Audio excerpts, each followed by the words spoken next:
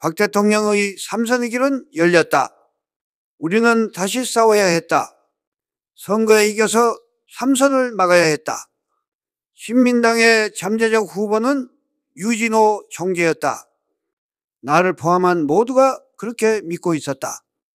그러나 대변인으로서 곁에서 지켜본 유 총재는 정치적 안목과 지도력에 문제가 있었다.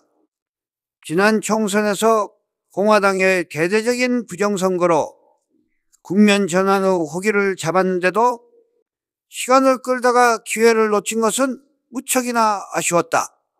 당을 장악하지 못하고 강경파에 끌려다 다녔기 때문이다. 나는 유 총재가 스스로 복을 차고 있다고 생각했다.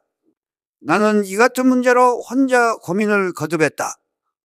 그때 나를 형님이라고 부르던 이영희가 말했다. 유 총재를 믿을 수 없습니다. 저의 양반으로는 도저히 안 되겠습니다. 형님이 대통령 후보로 나가십시오. 나는 순간 영감 같은 것을 받았다. 하지만 일체 내색을 하지 않았다. 유진호 박사와 일전을 준비하였다. 우선 참모진을 정비하고 전국 지구당을 돌면서 조직을 다졌다. 그런데 유 총재가 갑자기 쓰러졌다.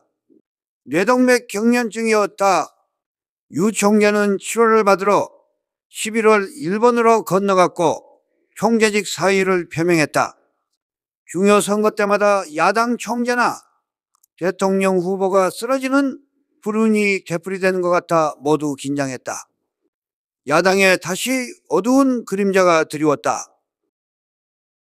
1970년 1월 초 신민당 임시전당대회가 열렸고 유진산 씨가 총재로 선출됐다. 유진산 씨는 사쿠라라는 말을 들을 정도로 야당성을 의심받고 있었다. 따라서 대중적 지지가 약했다. 총재직은 유지할 수 있었지만 대통령 후보는 될 수 없었다. 그때는 이미 원내 총무 김영삼 의원이 40대 기술론을 주장하며 세대교체 여론을 주도하고 있었다. 40대 기술론은 나도 동조하고 있었다. 박 대통령에 맞설 야당 후보는 하루빨리 정할 필요가 있었다. 그런데도 유진산 총재는 1970년 1월로 예정된 후보자 선출 시기를 일방적으로 연기시켰다. 자신의 출마를 저울질하고 있는 게 분명했다. 하지만 측근들조차도 등을 돌렸고 국민들 사이에서도 40대 후보를 요구하는 목소리가 날로 박았다. 당내에서는 40대 후보로 자연히 3명을 지목했다. 김영삼, 이철승 그리고 나였다. 문제는 유 총재였다. 유 총재는 40대 기술원을 잠재우려 직격탄을 날렸다. 구상유치의 정치적 미성년자들이다. 하지만 여론은 싸늘했다. 자신이 출마할 기회가 점점 멀어지자 유 총재는 다시 3명 중 1명을 선택할 수 있는 지명권을 달라고 했다.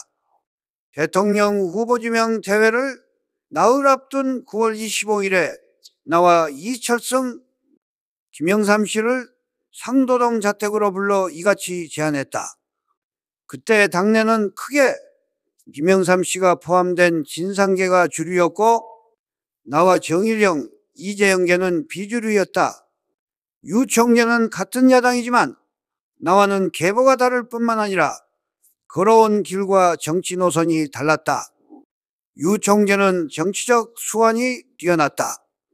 김영삼, 이철승 씨는 유 총재의 지명안을 수락했다. 그러나 나는 단호히 거부했다. 유 총재가 나를 지명하지 않을 것은 불을 보듯 뻔했다. 뿐만 아니라 그것은 민주주의와 당원의 총의에도 위배되는 것이었다.